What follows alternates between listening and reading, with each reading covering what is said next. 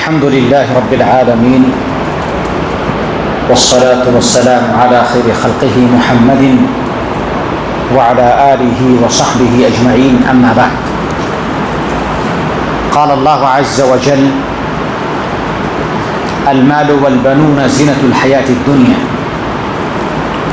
وقال النبي صلى الله عليه وسلم كلكم راع وكلكم مسؤول عن رعيته সম্মানিত পত্র মসজিদের মুসল্লিয়ানে কেরাম, ভাতৃমণ্ডলী,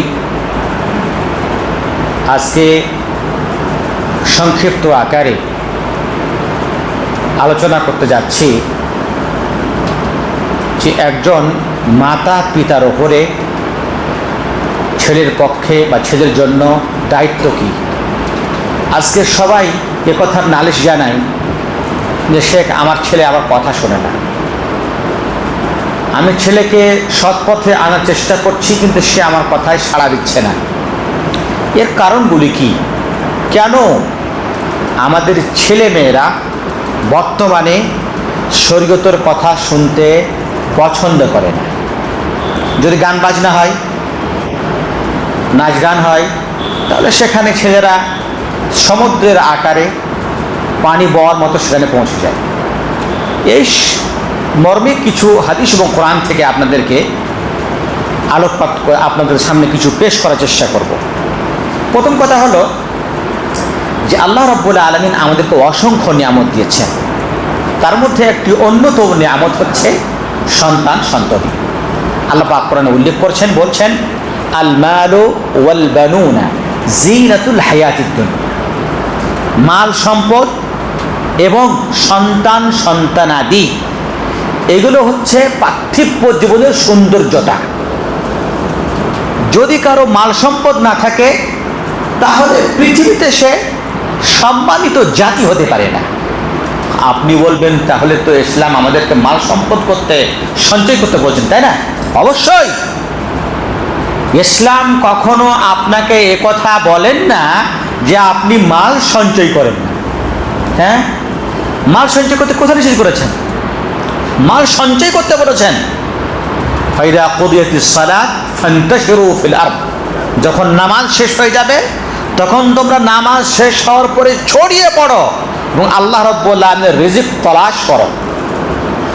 এটা তো নামাজের পরের কথা হলো। আল্লাহ রাব্বুল আলামিন হজের মৌসুমে লাইসা আলাইকুম জুনাহুন আন তাবতাগু ফাদলাম মির রাব্বিকুম। তোমরা যখন হজ করতে যাবে তো সৎভাবে সেখানেও মাল সঞ্চয় করতে কোনো আপত্তি নেই। কিভাবে? হজে গেলে তো মানুষের খাওয়া দাওয়ার প্রয়োজন পড়ে না, তো আপনি বিক্রি করবেন, কেউ নেবে। সেখানে তো হাজিরা বিনা খাওয়াতে হজ করতে পারে না, অবশ্যই কেউ না কেউ বিক্রি করে।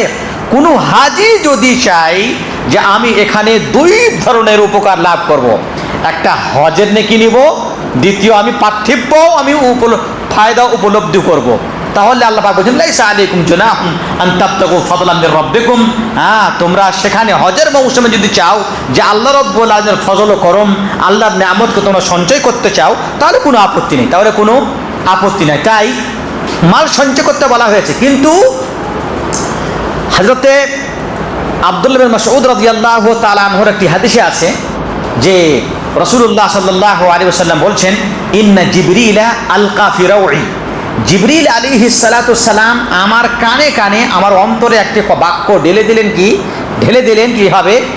তিনি বললেন, হে নবী, যতক্ষণ পর্যন্ত লান তামুতা নাফসুন হাত্তা তাস্তাকমিলা রিজকাহা, অতক্ষণ পর্যন্ত কোনো মানুষ মরবে না। এটা আমার কথা না, এটা আল্লাহ রাসূলের কথা, আমার নবীর কথা সাল্লাল্লাহু আলাইহি ওয়াসাল্লাম। তিনি বলছেন যে অতক্ষণ পর্যন্ত কোনো মানুষ মরবে না যতক্ষণ পর্যন্ত তার ভাগ্যে লেখা যতটা পরিমাণ রুজি আছে অতটা সম্পন্ন না করে নেবে, অতক্ষণ পর্যন্ত কোনো মানুষ মরবে না।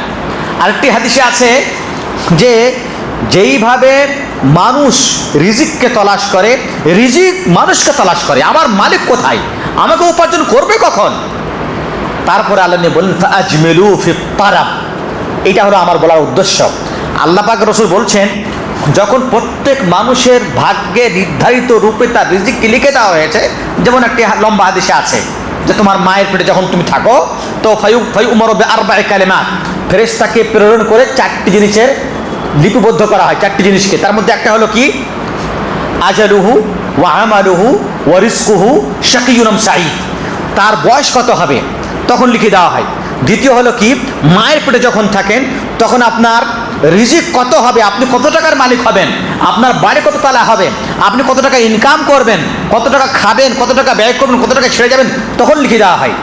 3 নম্বর হলো আপনার আমলটা কেমন হবে, ভালো হবে না মন্দ হবে। 4 নম্বর হলো কি, যে আপনি জান্নাতি না জাহান্নামী, এটা আপনাকে তখন লিখে দেওয়া হয়। তা রুজিকের ব্যাপারটা লিখে দেওয়া হয়, কিন্তু আমাদেরকে আল্লাহ নবীকে বললেন ফাআজমিলু ফিত তালাব, তোমরা মাল সম্পদকে সঞ্চয় করো হালাল পদ্ধতিতে, হালাল পদ্ধতিতে। সুতরাং হালাল পদ্ধতিতে যদি মাল সঞ্চয় করা হয় তাহলে কোনো আপত্তি নাই। আর মাল যখন সঞ্চয় হয়ে গেল তখন সেই মালকে শরীয়ত অনুযায়ী আপনাকে ব্যয় করতে হবে। সেই মালকে ব্যয় করতে হবে আপনার আত্মার উপরে, আপনাকে জান বাঁচাতে হবে, আপনাকে খেতে হবে, মাংসের প্রয়োজন পড়লে মাংস খেতে হবে, মাছের প্রয়োজন পড়লে মাছ খেতে হবে, শাকসবজি খেতে হবে। আপনার কাছে টাকা আছে, আপনি বখির কৃপণ এত হয়েছেন যে আপনি বাজারে মাংস কিনবেন না, আপনি মাছ কিনবেন না, আপনি ক্ষীণ হয়ে পড়েছেন, ডাক্তার বলছেন যে আপনার শরীরে ভিটামিন B12 নেই, আপনি আপনি আপনি অসহায় হয়ে পড়েছেন, আপনার অসুখ চেক করা যাবে না, আপনার শরীরে ভিটামিন D কম হয়ে গেছে। না, প্রথমত আপনার শরীরে আপনার টাকা পয়সা খরচ করুন, হালাল খান। তারপরে আপনার স্ত্রীর নান্নাফকা, আপনার স্ত্রীর ভাতা আপনার উপরে ওয়াজিব, সেখানে খরচ করুন। আপনার ছেলে মেয়ের ভাতা ওয়াজিব, সেখানে খরচ করুন। আমি একটু আগে আসছি। তারপরে আল্লাহ নবী কি বললেন, যে হালাল পদ্ধতিতে মাল সঞ্চয় করো। মাল এবং সন্তান সন্ততি পার্থিব জীবনের সৌন্দর্যতা, মাল না থাকলে পারে মানুষের সম্মান নাই। একটি বুখারী শরীফের হাদিস বলি, আব্দুর রহমান বিন আউফ রাদিয়াল্লাহু তাআলা আনহু, ইনি মক্কার সাহাবী, মক্কাবাসী। উনি যখন মক্কা থেকে হিজরত করে মদিনা গেলেন, তো মদিনা যাওয়ার পরে আল্লাহর রাসূল সাহাবাদের মধ্যে ব্রাদারহুড, ভ্রাতৃত্বতা একটা সম্বন্ধ জড়িয়েছিলেন। তো আব্দুর রহমান বিন আউফ এর জাগির হলো কোথায়, সাদ ইবনে রাবির বাড়িতে, সাদ ইবনে রাবি। তো সাদ ইবনে রাবি এবং আব্দুর রহমান বিন আউফের মানে ভ্রাতৃত্ব কায়েম হলো।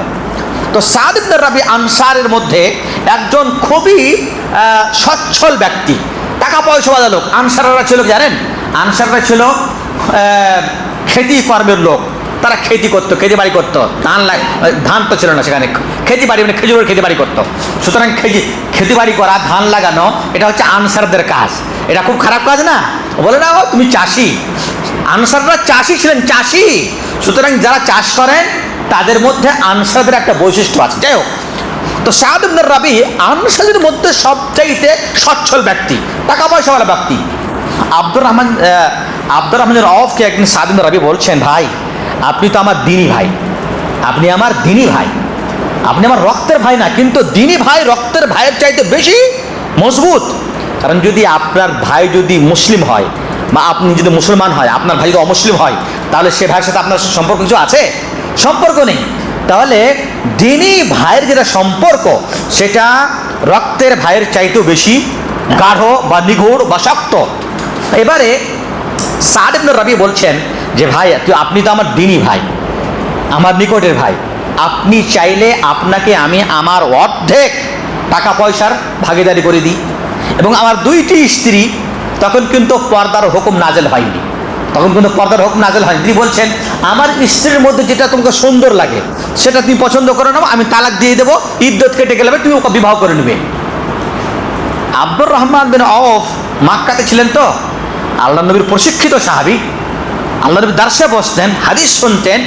আমি একটু আগে বললাম না, ইসলাম মাল সঞ্চয় করতে বলছেন কিন্তু হালাল পদ্ধতিতে। তিনি কি বলছেন, না ভাই না, ইসলাম মাল সঞ্চয় করতে বলছেন। ফাইদা কুদিয়াতুস সালাত ফান্তাশিরু ফিল আরদ, নামাজ শেষ হলে আর দাঁড়িয়ে থাকো না, সেখানে নামাজ পড়ে নাও। নামাজ পড়ার পর তুমি এলোমেলো যেও না, মোবাইলে যেও না, ইন্টারনেটে বসো না, হ্যাঁ টাইম পাস করো না, এই কি বলে লুডো খেলো না। তুমি যাও, তোমার ছেলে, তোমার মেয়ে, তোমার আন্ডারে, তোমার নেতৃত্বে যারা আছে তাদের রুজির জন্য তুমি কিছু উপার্জন করো। সুতরাং ভাই আপনি আমাকে এই কাজ করতে বাধ্য করেন না। আব্দুল্লানি আলা সুকিল মদিনা, আপনি আমাকে মদিনার বাজার কোনটা, হাট কোনটা, আমাকে সেটাই দেখা দেন, সেটা আপনি আমাকে দেখাই দেন। এটা করে দিলে পরে আপনি আমার উপর বড় উপকার করলেন। এবার আব্দুর রহমান বিন আওফ যখন জানতে পারলেন যে মদিনার এটা হলো বাজার, মার্কেট, তখন তিনি পনির কিনলেন, পনির এবং ঘি, পনির ঘি কিনে বিক্রি করতে লাগলেন। আস্তে আস্তে আস্তে এত বরকত হয়ে গেল যে ইবনে হাজার রহমতুল্লাহ আলাই ফাতহুল বারিতে তার মাল সম্পদ সম্পর্কে আলোচনা করেছেন যে কত মাল হয়েছিল। তো যাই হোক, বুখারী থেকে আছে কি, আল্লাহর নবী দেখলেন একদিন আব্দুর রহমান বিন আওফ তার গায়ে হলুদ রঙের একটা কিছু আসর দেখা যাচ্ছে। তো আল্লাহ নবী বললেন যে আব্দুর রহমান, মনে হচ্ছে তুমি বিবাহ করেছো, তুমি নাকি? বলছে হ্যাঁ আল্লাহর রাসূল, বিবাহ করেছি।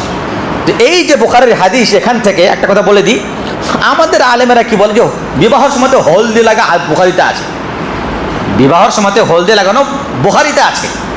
ভাই আমার, আতর, আতর তো বুঝেন, সুগন্ধি, সুগন্ধি একটা পুরুষদের হয়, একটা মহিলাদের হয়। পার্থক্য কি? পুরুষদের সুগন্ধিতে, পুরুষদের আতরে সুগন্ধি থাকে, অর্থাৎ ঘ্রাণ থাকে, ঘ্রাণ থাকে, স্মেল থাকে। হ্যাঁ, মহিলাদের আতরে ঘ্রাণ থাকে না, রং থাকে, ঘ্রাণ থাকে না। আজকের বাজারে আপনি যদি কোনো সুগন্ধির দোকানে যান, আপনাকে বলবে যে আপনি ফিমেল নেবেন না মেল নেবেন, আর উভয়টাতে কিন্তু ঘ্রাণ আছে। এগুলো হলো আজকের আধুনিক যুগের আতর। হ্যাঁ, এগুলো ইসলামী আতর না। ইসলামী আতর হলো যে নারীদের আতরে রং থাকবে, গন্ধ থাকবে না, আর পুরুষদের আতরে গন্ধ থাকবে, রং থাকবে না। বুঝা গেল? এবারে মহিলারা জাফরান লাগাতো। জাফরান মানে হলো কি, যে তাদের আতর লাগাতো। তাদের আতর কি বললাম একটু আগে আমি, রং থাকবে কিন্তু ঘ্রাণ থাকবে না। তো নতুন বউ তো এসেছে, সেটা তার আতর লাগিয়েছে। তো নতুন বউকে যদি জড়িয়ে ধরে বা পাশে যায়, তাহলে তার আতরটা লাগবেই। তো সেই আতরটা লেগেছিল। এই হলদি লাগানো না, হলদি হচ্ছে এটা হিন্দু ধর্মের একটা প্রথা। আমরা যেহেতু পাক ভারতে থাকি আর এখানকার সংখ্যাগরিষ্ঠ লোক হচ্ছে হিন্দু, তাদের প্রথাগুলো আস্তে আস্তে আস্তে আস্তে আমাদের কাছে চলে এসছে। তাদের আকীদাগত ধর্ম হলো যে যদি আমরা হলদির প্রথা করি তাহলে সেই বিবাহটা টিকসই হয়। হলদি মাখিয়ে যদি আমরা বিবাহ দিই, তাদের আকীদা, তাদের হিন্দু ধর্মের আকীদা হলো কি, যদি ছেলে মেয়েকে উভয়কে যদি হলদি লাগিয়ে বিবাহ দিই তাহলে সেই বিবাহটা বেশি টিকসই হবে। সেটা কি আমাদের আকীদা আছে? নাই। সুতরাং আব্দুর রহমান বিন আওফের গতরে গায়ে আল্লাহ নবী হলুদ রং দেখলেন, যে হলুদ রঙের ব্যাখ্যা একটু আগে দিলাম। এবার আল্লাহ বললেন তুমি কি বিবাহ করেছো? যে হ্যাঁ হ্যাঁ বিবাহ করেছি। তারপরে আল্লাহ নবী বিবাহ করেছেন, সে আব্দুর রহমান বিন আওফ বিবাহ করেছেন। তো আল্লাহ নবী সবচাইতে বিবাহর মধ্যে যেটা গুরুত্বপূর্ণ বিষয় সেটা জিজ্ঞাসা করছেন, যেটা আজকের সমাজে আমাদের বিলুপ্ত হয়ে গেছে। আল্লাহ নবী বলছেন তুমি কি মোহর দিয়েছো? মোহর দিয়েছ? মোহরের কথা যখন বুঝি আমরা বলি, তখন কিন্তু মানুষের কানটা খারাপ হয়ে যায়। আসলে আমি মোহর দিয়েছি, আর মোহরটা যখন দেয় 10 টাকা, 15 টাকা, 2 টাকা, এটা কোনো মোহর হলো নাকি? হ্যাঁ, তো আল্লাহ নবী যদি মোহর দিয়েছ, হ্যাঁ কি মোহর দিয়েছ? তো আব্দুর রহমান বিন আওফ বলছেন যে ওয়াজনু নাওয়াতিন মিনাদ যাহাবি, আমি আমার স্ত্রীকে মোহরে খেজুরের যেটা গুঠি আছে সে গুঠি বরাবর সোনা দিয়েছে, সোনা গুঠি বরাবর।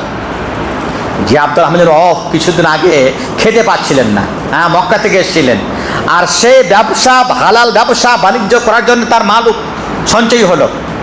ইবনে হাজার রহমতুল্লাহ আলাই তার ফাতহুল বারীতে লিখেছেন যে আব্দুর রহমান বিন আওফের এক একটা স্ত্রী, 4টা স্ত্রী, এক একটা স্ত্রী তার মরার পর কত টাকা করে পেয়েছেন জানেন? 1 লক্ষ দিনার। 1 লক্ষ দিনার। 1 দিনার কেমন কতটা হয় আপনি কাউন্ট করে নিন বাড়ি গিয়ে, আপনাকে বলে দিচ্ছি আমি। 1 দিনারের ওজন হলো 4.25 গ্রাম সোনা। তো 1 লক্ষ দিনারকে আপনি 4.25 দিয়ে মাল্টিপ্লাই করেন, তাহলে হলো 4.25 লক্ষ গ্রাম। 4.25 লক্ষ গ্রামকে আপনি 1000-এ আপনি ভাগ করেন, তাহলে আপনার কিলো বেড়ে যাবে। 1000 গ্রামে তো 1 কিলো হয়, 1 কিলোগ্রাম হয়, তাই না? তো আপনি এইভাবে কিলো বের করেন, কত কিলো একজন মহিলা তার 4টে স্ত্রীর মধ্যে 1টা স্ত্রী পেয়েছিল। আর 4টা স্ত্রী কত পাবে? স্ত্রী যদি 1টা হয়, 2টা হয়, 3টে, 4টে, যতই হোক, তার ছেলে থাকলে পারে 8 ভাগের 1 ভাগ। তো 8 ভাগের 1 ভাগ প্রত্যেক স্ত্রী, 4টে স্ত্রী 4 লক্ষ দিনার পাচ্ছে। এই হলো কি মাল। উসমান রাদিয়াল্লাহু আনহু মালদার ছিলেন না? ছিলেন না? কত মালদার ছিলেন? তার তার প্রমাণ যদি পেতে চান তাহলে আপনাকে তার ইতিহাস পড়তে হবে। একটা সংক্ষিপ্ত আকারে আপনি বলছি। আল্লাহর নবী তবুকের যুদ্ধে যাবেন, এবারে বলছেন যে মান জাহাজালি জাইশাল উসরা ফালাহুল জান্নাহ। তোমাদের মধ্যে এই তবুকের যুদ্ধের যে যোদ্ধাবাহী বা যোদ্ধা সেনা যারা তৈরি করে দেবে, আমি তাকে জান্নাতের সুসংবাদ দিচ্ছি। ওসমান রাদিয়াল্লাহু আনহু বলছেন এটাই আমার সুযোগ, আমার সুযোগ। আবু বকর সুযোগ পেলেন, উমর সুযোগ পেলেন, উসমান সুযোগ পেলেন। আবু বকর রাদিয়াল্লাহু আনহু তার বাইরের সমস্ত মালকে হাজির করে দিলেন, ওই হাদিসে আছে। তারপর উমর বলছেন যে আজকে আবু বকরকে আমি হারাবো, পরাজয় করব। সে তার বাড়ির অর্ধেক মালকে নিয়ে এসে হাজির করে দিয়েছে। উসমান রাদিয়াল্লাহু আনহু 300 উট তার সাহায্য সামগ্রী সহ আল্লাহর পথে দিলেন যে এই 300 উট নিয়ে জিহাদ করতে যাবো আমরা। আপনি 300 উট বুঝতে পারছেন না। আজকের বাজারে আমাদের কাছে মূল্যবান সবচাইতে দামি জিনিস হলো কি জানেন? সোনা, তাই না? বা হীরা। যার কাছে হীরা আছে 5 কিলো সে সবচাইতে ধনী না? আরবের যুগে সবচাইতে দামি বস্তু ছিল উট। আপনি হাদিস পড়বেন, দেখতে পাবেন আপনি। আল্লাহ রসুল আলীকে কি বললেন? লা ইয়াহদিয়াল্লাহু বিকা রাজুলান ওয়াহিদান খায়রুন লাকা মিন হুমুরিন নাম। তোমার হাতে যদি কোনো একজন ব্যক্তি মুসলমান হয়ে যায়, তাহলে তার মুসলমান হওয়াটা তোমার জন্য একটা লাল উটের চাইতে বেশি। আমি বুঝতে পারছি না যে লাল উটের কোনো প্রশ্ন আসছে রে ভাই, উটের সাথে প্রশ্নের কি আসছে? আপনি বলতে পারতেন যে উহুদ পাহাড়ের সমান সোনার বরাবর তোমার দাম হবে। কেন বললেন না? যে আরবের যুগে উট সবটাইতে দামি জিনিস ছিল, ওই জন্য আল্লাহ নবী উটের তুলনা দিয়েছেন কয়েক হাদিসে। তো উসমান রাদিয়াল্লাহু আনহু ওই যুগের সবচাইতে গুরুত্বপূর্ণ দামি জিনিস 300টা উট আল্লাহর পথে দান করলেন। আল্লাহু আকবার। ওটাকে দান করলেন, চুরি করে এনেছিলেন নাকি? না। ফাআজমিলু ফিত তালাব, মাল সঞ্চয় করো। মাল না থাকলে পারে আপনার সম্মান না। আল্লাহ পাক বলছেন আল মাল ওয়াল বানুনা জিনাতুল হায়াতিদ দুনিয়া। মাল তোমার জীবনের একটা সৌন্দর্যতা। এবার আসি ওয়াল বানুন, জীবনের সৌন্দর্যতা আরেকটা, সেটা হলো সন্তান সন্ততি। যার কাছে সন্তান সন্ততি নাই, তার অশেষ টাকা হলে তার বাড়িতে শান্তি নেই, মনে তৃপ্তি নাই। সে ব্যক্তি সব সময় মনে হচ্ছে তার ভিতরে একটা আলোড়ন সৃষ্টি হয়েছে, আগুন লেগে আছে। ইয়া আল্লাহ, আমার একটা ছেলে নাই, আমার একটা মেয়ে নাই, এই মাল সম্পদ আমি কি করি? মাল তো কামাচ্ছে, ব্যালেন্স তো ভরপুর, বাড়ি তো তিনতলা অট্টালিকা, আর ব্যালেন্স আর বাড়ি আর গাড়ি আর যত রকমের সব আছে, কিন্তু ছেলে মেয়ে নাই, তার কোনো দাম নাই, মূল্য আছে? আরবিতে একটা বাক্য আছে আল ইজ্জাতু লিল কাফিরি, যার সন্তান সন্ততি বেশি তার সম্মান বেশি, আরবের যুগে। আজকের যুগে আমাদের কি হামদো হামারে দো, মানে আমরা দুজন, আমরা দুটো ছেলে। এই যে নারা এসছে, এটা হচ্ছে কি? এটা হচ্ছে কুফরি নারা। এটা হচ্ছে কিসের? কুফরি নারা। কেন নারা কুফরি নারা? যে এই যে পরিস্থিতি বা এই যে পরিকাঠামো নিয়ে এসছে বা এই যে নিয়ম বা যারা এই নারা দিয়ে থাকে, তারা কি মনে করে যে আমার বাচ্চা কাচ্চা বেশি হলে পারে এদের ভরণ পোষণ টাকা পয়সা, আমার টাকা তো শেষ হয়ে যাবে, আমি কি করে চালাবো? তাই যাতে খরচা বেশি না হয়, ওই জন্য বাচ্চা কম নেই। যদি এই নিয়তে কেউ যদি এই নারা দিয়ে থাকে বা বাচ্চা নিয়ন্ত্রণ করে থাকে, তাহলে সে কুফরি করেছে। ভালো করে শুনবেন। কেন? রিজিকের ব্যাপারটা আল্লাহ নিজেই নিয়ে নিয়েছেন। আল্লাহ পাক বলছেন ওয়ালা লা তাকতুলু আওলাদাকুম খাশিয়াতা ইমলাক, তোমরা তোমাদের বাচ্চাদেরকে হত্যা করো না মানে ফকরির ভয়ে, সৈন্যের ভয়ে, গরিব হয়ে যাবে তার ভয়ে হত্যা করো না। কেন? নাহনু নারযুকুহুম ওয়া ইয়্যাকুম, আল্লাহ পাক প্রথমে ওদের কথা বলেন, বাচ্চাদের কথা বলেন। নাহনু নারযুকুহুম, তোমাদের বাচ্চাদেরকে আমি রিজিক দিই, তোমাকেও আমি রিজিক দিই। এখানে বাচ্চার কথাটা আগে বললেন আল্লাহ পাক রব্বুল আলামিন। আর একটু আগে বললাম যে আল্লাহর রাসূল বলেছেন যে মানুষ যখন মায়ের পেটে ভূমিষ্ঠ হয়, তখন ফেরেশতা পাঠিয়ে তাকে কি রাখা হয়? রিজকে, তার রিজিক তখন লিখে দেওয়া হয়। সুতরাং কেউ যদি রিজিকের ভয়ে বাচ্চা যদি নিয়ন্ত্রণ করেন, তাহলে সে নামে আব্দুল্লাহ হতে পারে, আব্দুর রহমান হতে পারে, কিন্তু কখন সেই আব্দুল্লাহ থেকে তার খাতা থেকে নাম কেটে গেছে আপনি টের পাননি। সুতরাং এটা খুব গুরুত্বপূর্ণ মাসআলা। হ্যাঁ, অন্য কোনো কারণে আপনার স্ত্রী ডেলিভারি নিতে পারছেন না, ডাক্তার বলছেন যে আপনার স্ত্রী ডেলিভারির যোগ্য অ্যাবল না, সে নিলে পারে তার মৃত্যু হবে, আর না হলে তার বিভিন্ন ধরনের অসুখ হতে পারে, সেটা আলাদা ক্ষেত্রে। সেখানে আপনি করতে পারেন, আপনি আলেম ওলামার ফতোয়া নিয়ে করতে পারেন, কিন্তু যদি আপনি রিজিকের ভয়ে যদি বাচ্চা কম নেন তাহলে আপনি কুফরি করলেন। যাও, সন্তান সন্ততি আল্লাহর একটা নিয়ামত। যার বাড়িতে আছে খুব আনন্দ আছে, যার নাই সে খুব বিপদে আছে, তার জীবনটা মনে হচ্ছে সে খুব সংকটে কাটছে। আল্লাহ পাক করেন অন্য আয়াতে বলছেন যে পৃথিবীতে আমি 4 প্রকার লোক তৈরি করেছি। লিল্লাহি মুলকুস সামাওয়াতি ওয়াল আরদ ইয়াহাবু লিমান ইয়াশাউ ইনাথা ওয়া ইয়াহাবু লিমান ইয়াশাউ আয-যুকুর আও ইউযাওযিজুহুম যুকরানা ওয়া ইনাথা ওয়া ইয়াজআলু মান ইয়াশাউ আকিমা। আল্লাহ পাক বলছেন যে আসমান এবং জমিনের মধ্যে যত মালিকানা সব আল্লাহর হাতে। তারপরে আল্লাহ পাক বলছেন যাকে আল্লাহ চান কি দেন, শুধু কন্যা দান করেন। আমি এই কথাটা কন্যাটা গেলে বলছি যে আল্লাহ রাব্বুল আলামিন প্রথমে কি আরম্ভ করলেন? কন্যা দিয়ে আরম্ভ করলেন, কন্যা দিয়ে, মেয়ে দিয়ে। আমি যাকে চাই তাকে মেয়ে দান করি, শুধু মেয়ে আর মেয়ে। এখানে কোরআনে কিন্তু মেয়ের কথাটা আগে এসেছে, ইয়াহাবু লিমান ইয়াশাউ ইনাথা। আল্লাহ যাকে চান তাকে শুধু মেয়ে দান করেন, এক প্রকার। দ্বিতীয় প্রকার ওয়াহাবু লিমান ইয়াশাউ আয-যুকুর, আল্লাহ যাকে চান শুধু ছেলে। ওই বাচ্চাটা মেয়েও নাই। যেমন আমার কাকার বাড়ি, ওই বাড়িতে মেয়ে নাই, খুব মানে ওই বাড়িতে ছেলে। তো 2 প্রকার। 3 নম্বর হলো কি আউ ইউযাওযিজুহুম যুকরানা ওয়া ইনাথা। 3 নম্বর হলো যে আমি 3 নম্বর ব্যক্তি এমন আছে যাকে আমি শুধু মেয়েও দিই ছেলেও দিই, উভয়টাই দিই। 4 নম্বর ওয়াজআলু মান ইয়াশাউ আকিমা, আল্লাহ যাকে চান বন্ধা করে দেন, বাঁঝা করে দেন, তার ছেলে মেয়ে হয় না। আল্লাহ যাকে বাঁঝা করেন তাকে কেউ দিতে পারে না। এখানে একটা কথা গুরুত্বপূর্ণ, কোরআন আয়াতে আল্লাহ পাক বলছেন কি লিল্লাহি মুলকুস সামাওয়াতি ওয়াল আরদ, নভমণ্ডল ভূমণ্ডলের মালিকত্ব আল্লাহর হাতে। তারপর আল্লাহ পাক বলছেন ইয়াহাবু লিমান ইয়াশা, আল্লাহ দেন যাকে চান। কে দেন? ইয়াহাবু, কে দেন? এর ফাইল হলো আল্লাহ। আল্লাহ যাকে চান সে তাকে দেন, মানে হলো যে পৃথিবীর বুকে সন্তান সন্ততি আল্লাহ ছাড়া কোনো পীর বাবার বাপ হলেও দিতে পারবে না। হ্যাঁ, পৃথিবীর বুকে আমি কথাটা এই জন্য জোর দিয়ে বললাম যে যদি কেউ এর বিপক্ষে আকীদা রাখে তাহলে সে কাফের হয়ে যাবে, সে কুফর হয়ে যাবে। আচ্ছা আপনারা বলুন, পৃথিবীর বুকে সবচাইতে বড় পীর কে হতে পারে বলুন তো? আপনারা কে বলবেন? উত্তর দেন কেউ দেখি। সবচাইতে বড় পীর, আমি পীরের জন্য বলছি যে পীর আমার ভাষাটা আমরা বুঝি। তো পীর মানে হলো আল্লাহর ওয়ালি, সবচাইতে নৈকট্যপূর্ণ ব্যক্তি কে হতে পারে বলুন তো? হ্যাঁ, না, পৃথিবীর বুকে সবচাইতে আল্লাহর কাছে সবচাইতে প্রিয় ব্যক্তি কে বলুন তো দেখি?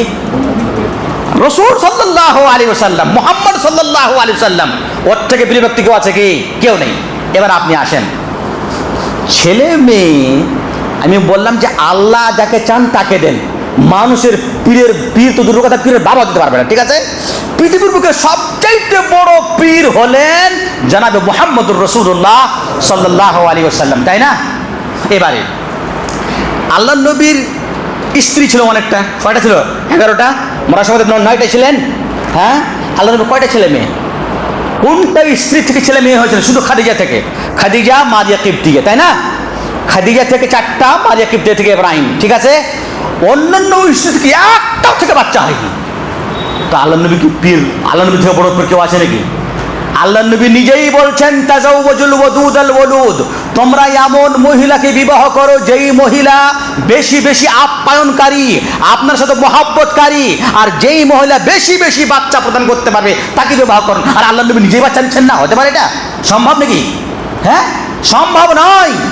আল্লাহ নবী আরেকটা কথা শুনেন, আল্লাহ নবীর ছেলে ইব্রাহিম যেদিন মারা যান, ইব্রাহিম মারিয়া কিবতিয়া থেকে, আল্লাহ নবী ইব্রাহিমকে তার কোলে নিয়ে আসেন। আর আল্লাহ নবীর যেহেতু একটাই ছেলে ছিল ইব্রাহিম, তাহের আব্দুল্লাহ তো অনেক আগে মারা গেছে। এবারে আল্লাহ নবী কোলে নিয়ে আসেন আর কবরস্থানে আছেন, ঝরঝর করে আল্লাহ নবীর চোখ দিয়ে পানি পড়ছে।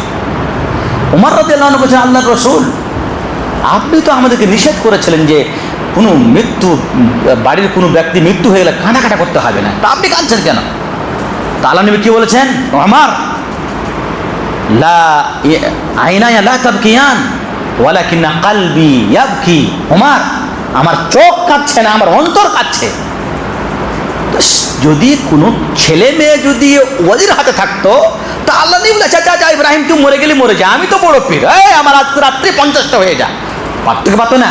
হ্যাঁ, তাহলে এই যে ভণ্ডামি পীরের যে আমরা পাশে পড়ে থাকি, আমরা বলতে আমাদের সমাজের লোকেরা আমাদের সমাজের লোকেরা এটা কতটা সত্য আপনি বুঝেন একটু, সত্য না। তাই আল্লাহ যাকে চান সন্তান সন্ততি দান করেন। সন্তান সন্ততি আল্লাহর একটা নিয়ামত। এই নিয়ামত সম্পর্কে আপনাকে আল্লাহ জিজ্ঞাসা করবেন, আপনাকে যে আমি নিয়ামত দিয়েছিলাম, এই নিয়ামত সম্পর্কে তোমার দায়িত্ব তুমি কতটা পালন করেছো। কি কি দায়িত্ব বলা না, সে দায়িত্বগুলো আজকে আপনাকে কিছু তুলে ধরবো। 1 নম্বর দায়িত্ব, আপনি যদি ভালো সন্তান সন্ততি চান, তাহলে আপনার প্রথম দায়িত্ব হলো, যখন আপনি বিবাহ করতে যাবেন তাড়াহুড়া করবেন না। অনেক ছেলেরা যখন যুবক হয়, বিয়ে কখন হবে আমার, বিয়ে কখন হবে আমার, তার সাথে বিয়ে হবে, আমার তাড়াহুড়ো লেগে যায় না, তাড়াহুড়া করবেন না। হ্যাঁ, তুনকাহুল মারআতু লিআরবাঈন লিমালিহা ওয়া লিহাসাবিহা ওয়া লিজামালিহা ওয়া লিদীনিহা ফাযফার বিযাতিদ দ্বীন। আপনি সুস্থ সমাজ চান, তাহলে আপনি বিবাহ করেন দিনদার মহিলাকে, দিনদার মহিলাকে বিবাহ করেন। 1 নম্বর দায়িত্ব আপনার। আচ্ছা, এখানে আরেকটি কথা বলে দিই, যেটা আমাদের সমাজে আছে কিন্তু এখন আস্তে আস্তে কমে যাচ্ছে। সেটা হলো কি, যে যার বিবাহ হবে সেই বউ দেখবে না, তার বাবা বউ দেখবে এবং বাবা চয়ন করে নিয়ে ছেলেকে দেবে। এখন এই প্রথা আস্তে আস্তে আস্তে আস্তে ঘুচিয়ে যাচ্ছে। নিজেই দেখবেন। দ্বিতীয় দায়িত্ব হলো, যখন আপনি যে মেয়েকে বিবাহ করবেন, আপনি ওকে দেখে নেবেন। আল্লাহ নবীর কাছে মুগীরা বিন শুবা এসে বলছেন, আল্লাহ নবী, আমি বিবাহ করতে চাই। কাকে? যে আনসার বংশের একটি মহিলাকে। আল্লাহ নবী, হাল রাআইতা ইলাইহা, তুমি কি তাকে দেখেছো? বলছে, লা লা, আমি দেখিনি, আল্লাহ রাসূল দেখিনি। আল্লাহ নবী, উনজুর ইলাইহা ফাইন্নাহু আহরা আন ইউতমা বাইনাকুমা, তুমি তাকে দেখে নাও। যদি তুমি দেখে বিবাহ করো, তাহলে তোমাদের দাম্পত্য জীবনের যেটা মহব্বত, সেটা টিকসই বেশি হবে। 3 নম্বর দায়িত্ব হলো, যখন আপনি বিবাহ করে নিয়ে আসলেন, তো বিবাহ যেদিন আপনার বিবাহ হয়, সেদিন একটা সুন্নত আমাদের অনেক লোক হয়তো করেননি, জানে না হয়তো অনেক লোকই। 3 নম্বর সুন্নত হলো কি, আপনি যেদিন বিবাহ করে নিয়ে আসবেন, বাসর ঘরে ঢুকবেন, সেই দিন বাসর ঘরে ঢুকে 2 রাকাত নামাজ পড়বেন। আল্লামা আলবানী রহমতুল্লাহ আলাইহি একটা বই আছে, আদাবুজ জাফাফ, আরবিতে একটা বই আছে, সেটা সম্ভবত উর্দু ভাষায় ট্রান্সলেশন হয়ে গেছে নাকি, আমার জানা নাই। যাই হোক, তো তিনি একটা হাদিস নিয়ে এসছেন যে বিবাহর কি যেন রাত্রিটার নাম বললাম, হ্যাঁ না, রাত্রির নাম কি সেটা বাংলা থেকে আমি ভুলে যাচ্ছি। হ্যাঁ, বাসর রাত্রিতে স্ত্রী পুরুষ 2 রাকাত নামাজ পড়বেন। স্বামী হবে ইমাম, স্ত্রী হবে মুক্তাদি, 2 রাকাত নামাজ পড়বেন। এই সুন্নাত পালন করবেন। যারা আমরা বয়সপ্রাপ্ত হয়ে গেছে, চলে গেছে, যারা যুবক দল, অবশ্যই এটা পালন করবেন। আর যদি এটা আপনার বিশ্বাস না হয়, তাহলে আল্লামা আলবানীর সেই বইটাকে পড়ে আপনি আমল করবেন। 3 নম্বর হলো কি, যখন আপনি স্ত্রীর গায়ে হাত দেবেন, তার আগে তার চুলটাকে ধরে আপনি বলবেন, আল্লাহুম্মা বারিক লি, হে আল্লাহ, তুমি এর মধ্যে যেটা বরকত রেখেছো, সেই বরকতটা আমাকে উপলব্ধি করার তৌফিক দান করো। আর এর মধ্যে যদি কোনো অসন্তুষ্ট জিনিস থাকে, তাকে তুমি দূরীভূত করো। এবারে আপনার দায়িত্ব সেখান থেকে শুরু হয়ে গেল।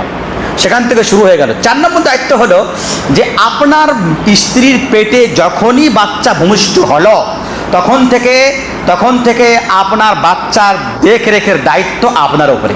কি দেখরেখ? আজকের যুগে এটা খুব প্রয়োজনীয়, আগের যুগে তো ছিল না। আজকে সবাই আমরা কেমিক্যাল খাই না? মাছও কেমিক্যাল, মাংস কেমিক্যাল, সবজি কেমিক্যাল খাই না? আজকের মেয়েরা একটা বাচ্চা নিতে গিয়ে শরীর ব্যাকা হয়ে যায় না হয় না? আগের মহিলারা, যারা গ্রামের লোক দেখেছেন না, আমরা নিজেই 11 ভাই বোন। আমরা নিজে কত ভাই বোন? 11 ভাই বোন। আমি এক পরিবারকে জানি, তারা 17 ভাই বোন। হ্যাঁ, তারা খেতেন কি? তারা আসলেই যেটা খাদ্য আল্লাহ পক্ষে সেটা খেতেন। আজকে তো সবাই কেমিক্যাল খাই না? কেমিক্যাল, এই কি বলে, প্রত্যেক সবজিতে কেমিক্যাল দিয়ে, বেগুনকে, মরিচকে, আলুকে, সবইতে কেমিক্যাল ভরা। আর সেই কেমিক্যাল ভরা খেলে আমরা অসুস্থ হব না? হ্যাঁ, 20 বছর 25 বছরের ছেলে মেয়ের আবার অসুখ কেন হবে? সে তো তুফানের মতো, ঘোড়ার মতো দৌড়াবে সে। কিন্তু আমি বলছি যে দায়িত্ব বাবার হলো কি, যখন ভূমিষ্ঠ হলো, তাকে ডাক্তারের কাছে নিয়ে যাওয়া। কি অবস্থায় আমার ছেলে আছে, তার কতটা ভিটামিন লাগবে, কি কেমিক্যাল লাগবে, কোন খাদ্য খাওয়াতে হবে, এটা বাপের দায়িত্ব। যখন বাচ্চা ভূমিষ্ঠ হয়ে গেল, আপনার দায়িত্ব এখান থেকে আরও বাড়তে আরম্ভ হয়ে গেল। বাচ্চা ভূমিষ্ঠ হয়ে গেল, বাচ্চা ভূমিষ্ঠ তো একদিনে হয় না, 9 মাস সময় থাকে। এখানে দায়িত্ব হলো কি, যখন বাচ্চা ভূমিষ্ঠ হয়ে গেল, তো বাচ্চা ভূমিষ্ঠ হওয়ার পরে অনেক লোক দায়িত্ব মনে করে, সে দায়িত্ব না, সেটা হলো কি তার কানে আজান দেওয়া, একামত দেওয়া। এটা কোনো সহি হাদিসে প্রমাণ নেই, কোনো সহি হাদিসে প্রমাণ নেই। যখন সপ্তম দিন হয়ে গেল, তখন আপনাকে আপনার বাচ্চার মাথা নাড়া করতে হবে, 1 নম্বর। 2 নম্বর হলো কি তার আকিকা দিতে হবে। 3 নম্বর হলো কি তার একটা সুন্দর নাম রাখতে হবে। মাথা নাড়া করার পরে সেই চুল বরাবর চাঁদি আল্লাহর রাস্তায় আপনি সাদকা করে দেবেন। যেমন হযরত ফাতেমা রাদিয়াল্লাহু আনহা কালেন বললেন, ওয়া তাসাদ্দাকি বিযরাতি শা'রিহি ফিদ্দা, তুমি তোমার ছেলের চুল নেড়া করার পরে চুল পরিমাণ তুমি চাঁদি তুমি দান করে দাও। 2 নম্বর হলো কি, এখানে 7ম দিনে আপনাকে আপনার ছেলের আকিকা দিতে হবে। যদি ছেলে হয়, অর্থাৎ যদি পুরুষ ছেলে হয়, হ্যাঁ, তাহলে আপনাকে 2টা ছাগল দিতে হবে। ছাগল কিংবা ছাগলের যেগুলো বংশধর, ভেড়া, তারপরে কি বলে ডোম্বা, এগুলো। গরু দিয়ে, মহিষ দিয়ে, উট দিয়ে আপনার আকিকা হয় না, কোথাও প্রমাণ নেই। আনিল গোলামের শাতানে মুকাফাতান ওয়ানিল জারিয়াতে শাতুন, আল্লাহ পরিষ্কার বললেন যে যদি ছেলে হয় তাহলে তার জন্য 2টা ছাগল, আর মেয়ে হলে 1টা ছাগল। এবারে আপনাকে 3 নম্বর কাজ করতে হবে সেই দিন কি, আপনার ছেলে একটা ভালো নাম রাখতে হবে।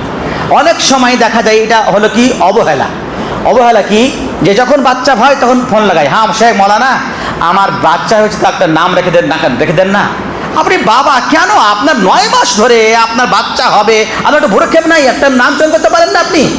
আপনার ছেলে হবে তো মেয়ে হবে, আরে আপনি জানেন না, ঠিক আছে, কিন্তু আমাদের ভারতে কিন্তু এটা জানাই না যে ছেলে হবে না মেয়ে হবে। সৌদি আরবে আমার যতটি ছেলে হয়েছে সবটির ব্যাপারে আমি জানি ছেলে না মেয়ে, তারা সেখানে বলে দেয়, কারণ যে ওখানকার লোকেরা খুব খারাপ, বাচ্চা ফেলে দেবে, তাই না? কি বলেন? হ্যাঁ, ওখানকার লোকেরা খারাপ না ভালো? হ্যাঁ ভালো, ওই জন্য বলে দেয়, জানে, এদের বিশ্বাস আছে যে স্ত্রীর গর্ভপাত করা কোনো মুহূর্তে জায়েজ নয়, ওই জন্য তারা বলে দেয়। হ্যাঁ, আর ভারতে এলাও নাই। কেন এলাও নাই? ভারতের লোকেরা খুবই ভালো, যদি জানতে পেরে নাই যে মেয়ে আছে, রে বাবা রে, তাহলে কি করে, যত বড় ডাক্তার যত টাকা নেবেন নেন, একে গ্রাস করেন, তাই না? যাই হোক, তো আমি বলতে চাইছিলাম, আমি এটাই জন্য বললাম যাতে করে আপনারা জেনে নিন যে আমরা কোন সমাজে বসবাস করছি আর ওটা কোন সমাজ। ওখানে বলে দেয় আমার প্রত্যেকটা ছেলে মেয়ের আগে আমাকে বলে দেওয়া হলো, 5 মাসে বলে দেওয়া হলো যে আপনার ছেলে আছে না মেয়ে আছে। আলহামদুলিল্লাহ, ছেলে থাকলে আলহামদুলিল্লাহ, মেয়ে থাকলে আলহামদুলিল্লাহ, কিন্তু এখানে সেটা হয় না। ছেলে থাকলে 5 বার আলহামদুলিল্লাহ, আর মেয়ে থাকলে মনটা খাটো, মাথাটা নিচু হয়ে যায়, তাই না? এই জন্য এখানে বলে না, এটা জায়েজ নয়। বাচ্চা ছেলে মেয়ে উভয়কে আল্লাহর পক্ষে একটা নিয়ামত। যাই হোক, এবার আপনাকে নাম চয়ন করতে হবে। আপনার তো ছেলে মেয়ে হবেই, আপনি ডাক্তারের কাছে নিয়ে ডাক্তারের রিপোর্ট দিয়েছে আপনার মেয়ে 4 সপ্তাহের গর্ভবতী, তাই না? তো যদি ছেলে হয় তাহলে আব্দুর রহমান রাখবো, মেয়ে হলে পরে আমি রোকাইয়া রাখবো। একটা আমি আপনাকে আইডিয়া দিলাম, তখন থেকে আপনার একটা ব্রেনে কিন্তু একটা হোমওয়ার্ক হয়ে গেল যে আমার ছেলে হলে কি নাম রাখবো রে, না এটা না রাখবো না। আচ্ছা, যেখানে দেখা হলো যে মৌলানা সাহেব একটা ছেলের ভালো নাম বলেন তো, কি আপনার ছেলে হবে না ছেলে হয়েছে না কেমন কি? না আমি চিন্তা ভাবনা করছি। তো নাম ভালো রাখবেন, ভালো নাম রাখবেন, এমন নাম রাখবেন যেই নামটা আপনি ভালোভাবে উচ্চারণ করতে পারেন। হ্যাঁ, আপনি এমন নাম রাখবেন যেটা বাংলায় উচ্চারণ হয় না। জসিমউদ্দিন, হ্যাঁ আমরা বলি জসিমউদ্দিন, চিন দিয়ে বলি। হ্যাঁ, আমরা যদি সাকেব রাখি, সাকেব তো আমরা বাঙালির ওখানে বলতে পারবো না, আমরা সাকেব বলবো। সাকেব বলে কোনো শব্দ আছে আরবিতে? নাই তো। হ্যাঁ, তারপরে জাহির উদ্দিন, আমরা জাহির উদ্দিন বলবো না, জাহির উদ্দিন বলবো আমরা, যেহেতু আমরা বাঙালির, আমাদের একটা কালচার। তা আমরা এমন নাম রাখবো যে নামটা ভালোভাবে আমরা উচ্চারণ করতে পারবো, যা আমরা ভালোভাবে এই নামের ভ্রুক্ষেপ দেই না, যার কারণে আমাদের এনআরসিতে এসআইআরআই আমাদের নাম বড়ি কেটে গেল, তাই না? কাণ্ড না? কারণ নাম আমার ঠিক নাই, ছেলে বলতে পারে না, বাবাই বলতে পারে না নামটা ভালো করে। আচ্ছা, বাবার আর একটা দায়িত্ব হলো, আপনি আপনার ছেলের মেয়ের যেটা নাম রাখবেন, কমপক্ষে বাপ এবং মায়ের দায়িত্ব হলো সেই নামটাকে শুদ্ধ করে উচ্চারণ করে। গ্রামের লোক কি বলছে না বলছে, পাড়ার লোক কি বলছে না বলছে আমার দেখা নাই, কিন্তু বিশেষ করে আমি যখন ডাকবো তখন আমি কি বলবো, এই আইলা বলে ডাকবো, আলাউদ্দিনকে আইলা বলে ডাকবো আমি? হ্যাঁ, আপনি বাবা হয়ে যদি আপনার ছেলের নামটা আপনি ভালো করে না ডাকেন, আপনার মুখে যদি একবার পাড়ার লোক শুনে লাই, বুইলা কোথায় গেছিলি বুইলা বলে, হ্যাঁ, তো ওকে বুইলাই, ওটা গ্রামে বুইলা বলবে না? হ্যাঁ, ওকে বেলাল না বলে বুইলা বলছেন আপনি, হ্যাঁ বুইলা কোথায় গেছিলি, খেলাই যখন আপনি বুইলা বলেন তখন সারা কানে গেল, আচ্ছা বুইলা, হ্যাঁ আমার বাপ যখন বুইলা বলছে না, আমার আর বুইলা বলতে অসুবিধা নেই, যা কানে, তাই না? তাহলে তো বুইলা হয়ে গেল। আমি আমার গ্রামের ঘটনা বলি। আমার গ্রামে একটা লোক আছে, আমি আজও পর্যন্ত ওর আরও আসল নামটা জানি না, আজও পর্যন্ত আমি আসল নামটা জানি না। হ্যাঁ, ওকে কটা বলে, ওকে কি বলে, কটা বলে। তো কটা নামটা যে কে রাখলো, ওকে কটাই বলে। তো যদি ভাই, যদি আগের যুগে তো এরকম এত মানে যে ছানাবেনা ছিল না, গ্রামের এক পাশে লোকে আসতো, ভাই ওই পাড়ার লোকটার নাম বলতো কি, কটা, কটা লিখে দিয়েছে, আসলে ওর নাম অন্য কিছু আছে, তাই না? এবারে মিল খাচ্ছে না। গেলেন না কার কারণে? আপনার কারণে, আপনার কারণে, বাবা মার কারণে। আপনি আপনার ছেলের নামটা ভালো করে বললেন না। তো বাপ মায়ের দায়িত্ব হলো ছেলের নামটা ভালো করে। যার নাম আব্দুর রহমান, বাবা আব্দুর রহমান, আব্দুর রহমান, আব্দুর রহিম, বেলাল হোসেন, যদি বেলাল হোসেন থাকে তো বেলাল হোসেন বলবেন, যেটা পূর্ণ নাম সেটাই বলবেন। আচ্ছা, এবারে যখন আপনার ছেলে আস্তে আস্তে বড় হতে লাগলো, আপনার দায়িত্ব হলো আপনার ছেলেকে তাওহীদ শেখা, তাওহীদ শেখাতে হবে। তাওহীদ মানে হলো যেটা আমাদের ধর্মের যেটা মৌলিক বিষয়। তাওহীদ মানে হলো আল্লাহ এক, আল্লাহ ছাড়া কোনো মাবুদ নাই রে ছেলে আমার। আল্লাহ নবী ইবনে আব্বাস রাদিয়াল্লাহু আনহুকে ছোট্ট ছেলে আল্লাহ নবীর সামনে, আল্লাহ ইবনে আব্বাস আল্লাহ নবীর কে হলো আল্লাহ নবীর চাচাতো ভাই। আর কে, আর একটা সম্পর্ক আছে, কে বলবেন? ইবনে আব্বাসের সাথে আল্লাহ নবীর দুটো সম্পর্ক, একটা হলো কি চাচাতো ভাই, আর একটা হলো কি কি সাড়ু বেটা। বলেন সাড়ু বেটা বুঝেন তো? সাড়ু বেটা বুঝেন? সাড়ু বেটা বুঝেন না? ভাইরা বেটা বুঝেন? ভাইরা বেটা বুঝেন? ভাইরার ছেলে, ভাইরা বেটা বলে, তাই না? তো ইবনে আব্বাস আল্লাহ নবীর সাথে দুটো সম্পর্ক, একটা হলো কি চাচা ভাতিজা। ইবনে আব্বাস হচ্ছে আল্লাহ নবীর চাচাতো ভাই, আব্বাসের ছেলে, চাচাতো ভাই হলো। দ্বিতীয় হলো যে আল্লাহ নবী এবং আব্বাস দু বোনকে বিবাহ করেছেন। হ্যাঁ, আল্লাহ নবীর কাছে আছে কে, মাইমুনা, আর মাইমুনার বোন হচ্ছে আব্বাসের কাছে। তো মাইমুনার পেট থেকে হচ্ছে ইবনে আব্বাস। তাহলে এটা হলো কি শালির ছেলে। শালির ছেলেকে আমরা শালির ছেলে বলি না, আমরা কি বলি, ভাইরা বেটা বলি বা আর কিছু বলি, কারণ যে মেয়েদের সম্পর্কটা আনাটা একটা খারাপ ভাষা একটা। যাই হোক, তো আল্লাহ নবী ছোট্ট ছেলেকে শেখাচ্ছেন যে ইয়া গোলাম ইন্নী উআল্লিমুকা কালিমাতিন ইহফাযিল্লাহ ইয়াহফাযক ইহফাযিল্লাহ তাজিদহু তুজাহাক ইযা সাআলতা ফাসআলিল্লাহ ওয়া ইযা ইসতাআনতা ফাসতাঈন বিল্লাহ। আল্লাহ নবী তাকে ছোট্ট ছেলেকে তাওহীদের শিক্ষা দিচ্ছেন। এই ছেলে শোনো, আমি তোমাকে কিছু কথা শেখাবো। ইহফাযিল্লাহ, তুমি আল্লাহ রাব্বুল আলামিনের আহকামের পাবন্দি করো, তুমি আল্লাহকে তোমার সামনে পাবে, মুসিবতে পড়লে পরে সামনে পাবে। ইহফাযিল্লাহ তাজিদহু তুজাহাকা, না ইহফাযিল্লাহ ইয়াহফাযক, তুমি আল্লাহ রাব্বুল আলামিনের আহকামের পাবন্দি করো, আল্লাহ তোমার হেফাজত করবে। তুমি আল্লাহ রাব্বুল আলামিনের আহকামের পাবন্দি করো, আল্লাহকে তুমি সামনে পাবা, তোমার মুসিবতে পাবা। আরো দুটা কথা বললেন কি, ইযা সাআলতা ফাসআলিল্লাহ, যখন তুমি কোনো জিনিস চাইবে ছেলে, কার কাছে চাইবে? আল্লাহর কাছে চাইবে, শুধুমাত্র আল্লাহর কাছে চাইবে। ওয়া ইযা ইসতাআনতা ফাসতাঈন বিল্লাহ, আর যখন তুমি সাহায্য চাইবে তখন তুমি আল্লাহর কাছে চাইবে। আরেকবার কি আল্লাহ নবীর সামনে এক প্লেটে আমর বিন সালামা একটা ছোট্ট ছেলে এক প্লেটে বসে খানা খাচ্ছেন। ছেলেটা ছোট্ট ছেলে যা হয় এদিকে খাচ্ছে। আল্লাহ নবী তাকে শেখাচ্ছেন ইয়া গোলাম সাম্মিল্লাহ ওয়া কুল বিয়ামিনিক ওয়া কুল মিম্মা ইয়ালিক। আল্লাহ নবী তিনটা কথা বললেন, এ ছেলে শোনো, এটা খাওয়ার নিয়ম নয় রে বাবু। তুমি খাও কি, তুমি প্রথমে যখন খাবা বিসমিল্লাহ বলে খাবা, তুমি ডান হাতে খাবা, তুমি যখন খাবা তোমার নিকটবর্তী প্লেটের নিকটবর্তী থেকে খানাটা খাবা, এমন না যে ওখান দিয়ে খাচ্ছি। তো আল্লাহ নবী তাদেরকে প্রথমে ওই ইবনে আব্বাসকে তাওহীদ শেখালেন, তারপরে আদব শেখালেন, পাড়া প্রতিবেশীর সাথে কীভাবে কথা বলতে হয়, মায়ের সাথে কীভাবে কথা বলতে হয়, ভাইয়ের সাথে কীভাবে কথা বলতে হয়, বোনের সাথে কীভাবে কথা বলতে হয়। আমরা এগুলো বলি না, যার কারণে আমাদের বাচ্চা কাচ্চারা কথা শুনে না। তারপরে দায়িত্ব হলো আপনার ছেলেকে আপনাকে হালাল রুজি খাওয়াতে হবে, হালাল রুজি। এটা হলো সবচাইতে বড় ফ্যাক্ট। হালাল রুজি খাওয়ালে পরে আপনার ছেলে পথভ্রষ্ট হবে না। হালাল রুজি কম খান, আপনি 3 টাইমের বদলে আপনি 2 টাইম খান, কিন্তু হালাল রুজি খাওয়ান। হালাল রুজি খাওয়ালে পরে আপনার ছেলেতে বরকত আসবে, আপনার ছেলে ঝামেলা করবেন। দেখেন সূরা কাহাফ আমরা সবাই জুমার দিনে পড়ি, আছে না? সূরা কাহাফে একটা আয়াত আছে কি, ওয়া কানা আবুহুমা সালেহা। আল্লাহ নবী দেখলেন যে একটা গ্রামে যাচ্ছেন মুসা আর খিজির। তো মুসা আলাইহিস সালাম দেখছি একটা গ্রামের একটা দেওয়াল পড়ে যাচ্ছে। তো মুসা খিজির আলাইহিস সালাম সেই দেওয়ালটাকে হাত দিয়ে সোজা করে দিলেন। তো মুসা আলাইহিস সালাম বলছেন যে হুজুর আপনি তো আমার ওস্তাদ, হ্যাঁ, একটা বুখারীতে একটা লম্বা হাদিস আছে। তো এবারে মুসা আলাইহিস সালাম বলছেন যে হুজুর, এই গ্রামে তো আমরা এসেছি, অনেকক্ষণ ধরে আমরা খাবার চাইছি, খাবার দিল না, আর আপনি এই গ্রামের একটা বাড়ি পড়ছিল, সে বাড়ি আপনি সোজা করে দিলেন, কেন করলেন? করতে হতো না, এরা আমাদের খাওয়া দেয়নি, আমাদের সম্মান করেনি। তো খিজির আলাইহিস সালাম বললেন যে এর রহস্য হলো এই বাড়িটা হচ্ছে দুইটি এতিম ছেলের। ওয়াকানা আবুহুমা সালেহ আম্মাল জিদার ফাকানা লিগুলামাইনি ইয়াতীমাইনি ফিল মাদিনা। এই যে দেওয়ারটা, এটা ছিল দুইটি এতিম বাচ্চার, আর এর বাবা ছিল খুবই সৎ। আর এই যে মালধনগুলো উপার্জন করে রাখা আছে, এগুলো সব হালাল মাল। তার জন্য আমি দেখলাম ফারাদা রাব্বুকা আন ইয়াবলুগা আশুদ্দাহুমা ওয়া ইস্তাখরিজা কানজাহুমা রাহমাতাম মির রাব্বিক ওয়া মা ফাআলতু আন আমরি। তোমার প্রভু আকাশ থেকে চাইছে এই ছেলেগুলো বড় হোক, আর বড় হয়ে তারা যে খাজানা যা বাপ রেখে গেছে তা থেকে তারা উপকৃত হোক, জন্য আমি দেওয়ালটা সোজা করে দিলাম।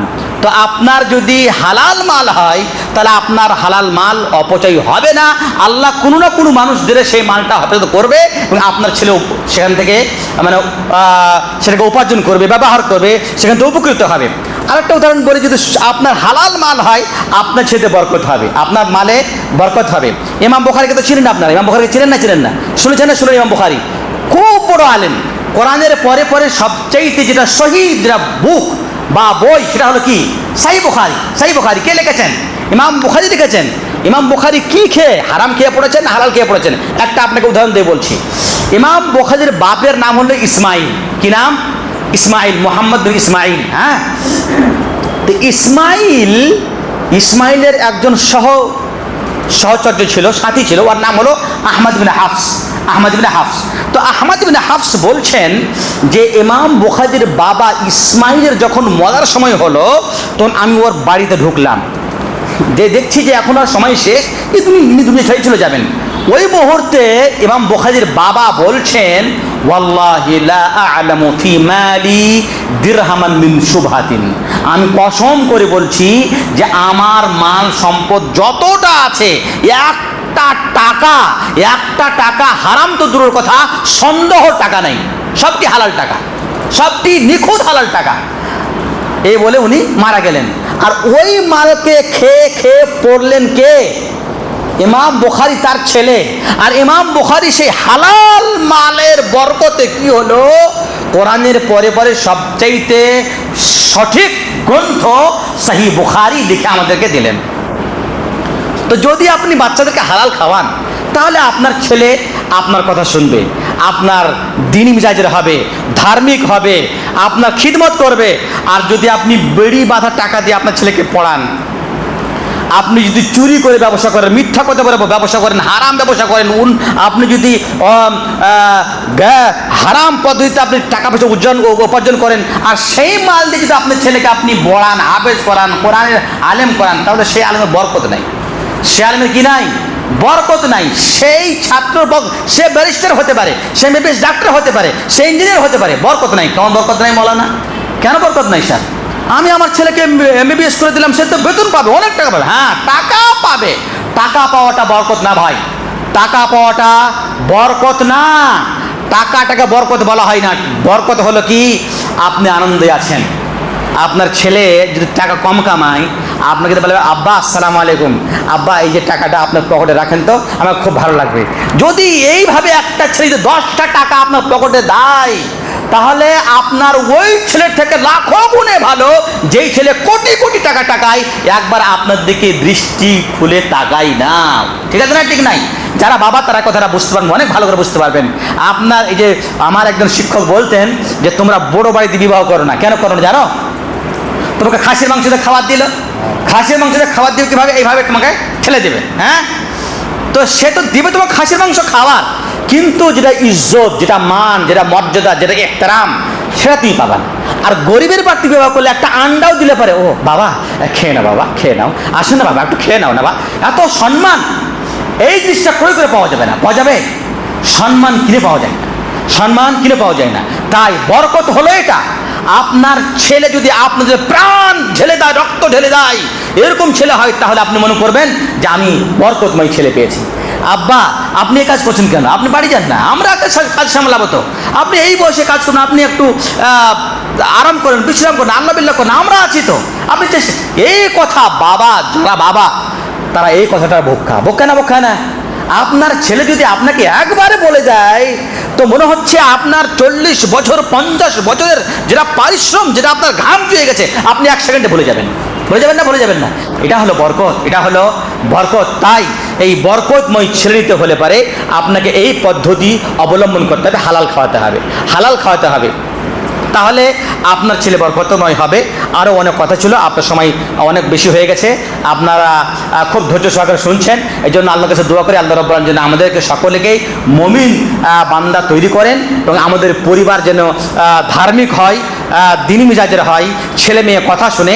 আর সব থেকে বড় কথা হলো যে আজকের বাজারে হালাল রুজিটা খুব বড় একটা দামি জিনিস হয়ে গেছে, যেটা খোঁজে পাওয়া যাচ্ছে না।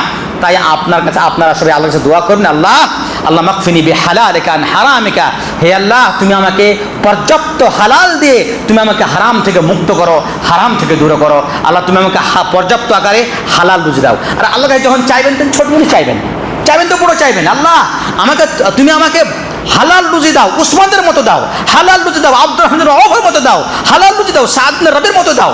হ্যাঁ, আল্লাহর কাছে কোনো কিছু কম নেই, কমই নেই। আল্লাহ নিয়ে বললেন, যখন তুমি চাইবে ইদা সাআলতুমুল্লাহ ফাসআলুল ফিরদাউস আ'লা ফাইন্না আ'লাল জান্নাহ ওয়া আওসাতুল জান্নাহ, যখন তুমি চাইবে আল্লাহর কাছে তখন তুমি ফিরদাউস চাও, ফিরদাউস বলবেন না আল্লাহ তুমি কোনো রকম করে আমাকে জান্নাতের গেটে খালি ঢুকিয়ে দাও, কোনো রকম করে না। কি মনে করছো তুমি আল্লাহর কাছে কমই আছে নাকি?